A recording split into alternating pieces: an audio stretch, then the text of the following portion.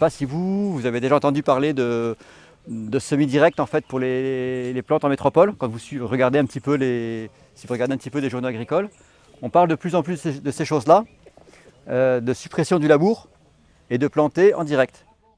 Ingénieur d'expérimentation à Ercan, Vladimir Barbet-Massin présente ce matin-là aux planteurs l'intérêt de planter directement la canne sans labourer le sol au préalable. Donc là, on va essayer de s'approcher de ça. Ça a un double intérêt. Donc pour le sol, garder tout ce qu'on a dedans, la vie du sol, tout ce qui existe. Et nous, à La Réunion, on a un avantage aussi, c'est ça là, ce qu'on a dessous là. On sait que dès qu'on travaille le sol, on les remonte. Donc autant les laisser à leur place en dessous et pas être embêtés. Vladimir parle ici bien sûr des roches et des galets présents en quantité dans ce type de sol du côté de Sainte-Anne. Alors, pour sillonner directement, sans faire remonter les pierres indésirables, Vladimir a adapté un broyeur forestier équipé d'un pic sillonneur. Le principe c'est quoi? C'est tout simplement, en fait, vous avez un broyeur avec des points de carbure, en fait. Dessous, c'est les mêmes broyeurs, c'est les mêmes pointes que les broyeurs de roche. C'est pour ça que je vous ai dit tout à l'heure, même si ce n'est pas un broyeur de roche à l'origine, c'est pour ça que ça ne me faisait pas peur de l'envoyer dans des cailloux. En fait, et les dents sont suffisamment longues pour que ça mange la matière organique. Donc en fait, ça, du coup, pour broyer la souche. Et tout l'intérêt du système, c'est que en fait, derrière, et là par contre, ça c'est l'adaptation à La Réunion, on a mis le sillonneur qui est accroché derrière, pour être sûr d'être bien centré pile poil dans ce que l'on a nettoyé, et que du coup, on se contente de 60 cm ici. L'idée, c'était d'arriver à pouvoir sillonner dans des conditions un peu difficiles. Donc pour ce faire, on a accroché le sillonneur directement sur un broyeur devant, de manière à ce que quand il y a des galets, ceux-ci soient réduits, partiellement réduits. Et on obtient directement le sillon en un seul passage avec un tracteur classique normal. Et donc on fait le minimum, en essayant de lever le minimum de cailloux et en faisant un petit peu de terre fine pour pouvoir remettre sur la bouture après. Parce qu'on sait tout ce qu'il y a dessous, et là c'est dans des conditions comme ça. Et donc du coup on arrive à implanter de la canne dans des conditions difficiles avec seulement 2 passages de tracteur et à une vitesse d'avancement qui est quand même, pour du broyeur de pierre un petit peu rapide, puisque là on était à 1,7 km/h, mais qui pour ce genre de travail arrive à donner satisfaction. Une démonstration de matériel concluante et une nouvelle technique de plantation de la canne qui a intéressé les nombreux planteurs et techniciens présents. La plantation est essentielle, il faut replanter plus souvent parce qu'effectivement pour la rentabilité c'est mieux. Après les conditions sont difficiles donc il faut trouver des solutions. Et c'est vrai que là aujourd'hui on voit qu'il y a une proposition mais peut-être à améliorer encore un petit peu plus. Mais l'intérêt de cette journée c'est ça, de pouvoir échanger, pouvoir faire améliorer les pratiques. Moi, je pense tout dépend le type de sol que le dessus, la préparation du sol, jouer à la faveur de la machine.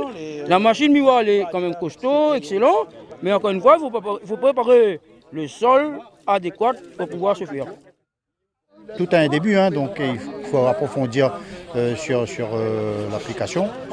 Et puis voilà, maintenant il faut les agriculteurs ils s'y mettent. De toute façon, pour être rentable dans une exploitation, moins de frais, c'est meilleur. Donc là, on évite de faire des labours, on va directement dans la souche de canne, c'est l'idéal.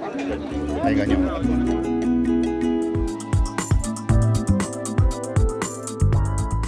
Planter directement la canne, sans labourer le sol, c'est l'un des objectifs de cette démonstration de matériel. Producteur cannier et propriétaire de ce terrain à Sainte-Anne, Giovanni Boyer a très vite compris l'intérêt de cette nouvelle technique. Pour moi, c'est un bon travail, c'est un bon exemple. Parce qu'aujourd'hui, à force de faire labourage, notre terrain est en train de lessiver. Donc, il faut trouver un autre moyen, sans faire le lessivage de notre terrain, faire une plantation directe. Les mesures ça sera beaucoup plus simple, coûte à nous moins cher, dans moins de passage de notre terrain. Et aujourd'hui, le gazon coûte aussi cher. Donc, il faudrait nous réfléchir à ça dans l'avenir. Comment faire cette plantation de canne qui coûte à nous moins cher. Finalement, c'est comme si on fait une pierre deux coups, quoi. Exactement. On me fait 2-3 passages de charrue.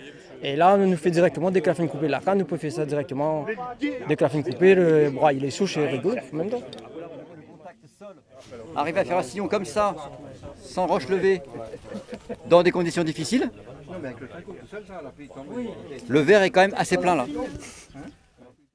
L'intérêt c'est ça, c'est de réduire finalement son temps de travail tout en préservant son sol. Alors oui, donc l'agriculteur était très content en fait de cette intervention-là, puisqu'on a supprimé toute la partie travail du sol, qui a le gros inconvénient de relever beaucoup de cailloux. Et on a réduit aussi le temps d'épierrage par derrière, puisque en fait si on ne les a pas levés au départ, on n'a pas à les ramasser tout simplement. C'est une palissade, mais c'est bon à redire en fait que du coup on arrive à le faire. Et donc le tout avec le même temps exclusivement que le sillonnage, et en plus comme on a couplé ça après ça avec une machine qui permet de reboucher la canne et mettre l'engrais en même temps, en prenant la terre sur le côté sans prendre trop de galère. Donc on a réussi à faire les deux opérations en des temps de travaux très très réduits et dans des conditions correctes qui permettent après ça de faire de récolte normalement et d'entretenir mécaniquement pour la partie désherbage. On est sur une zone humide, donc moins on touche le sol, donc il y aura moins de risque d'érosion. Il y a aussi l'outil qui permet de faire des rigoles donc, sans trop descendre dans le sol. D'autant plus ici on est sur des terrains donc, avec une forte porosité. Donc c'est d'avoir une technique de travailler en surface pour moins remonter les pierres. Donc l'outil est vraiment adapté.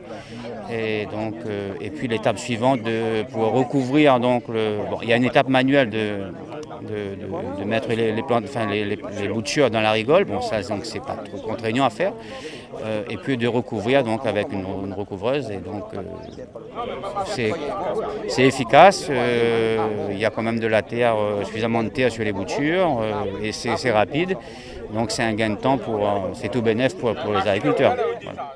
Également conçue par Ercan, une deuxième machine permet quant à elle de reboucher correctement le sillon sur les boutures de canne fraîchement plantées. Cette machine-là en fait permet, dans les conditions où on a fait le sillonnage là, de reboucher le sillon en fait, en prenant la terre sur le côté, qui est la terre qui a déjà été un peu travaillée, et la remettre sur les cannes à sucre. Donc du coup on arrive en une seule opération à reboucher et mettre l'engrais et retasser très légèrement de manière à ce que la capillarité pour les remontées d'eau se fasse bien, pour que la canne soit dans des bonnes conditions. En fait il faut bien surveiller la quantité que l'on met sur la bouture de manière à être maximum entre 5 et 10 cm de terre pour que la canne lève suffisamment vite et pour qu'elle recouvre bien vite aussi.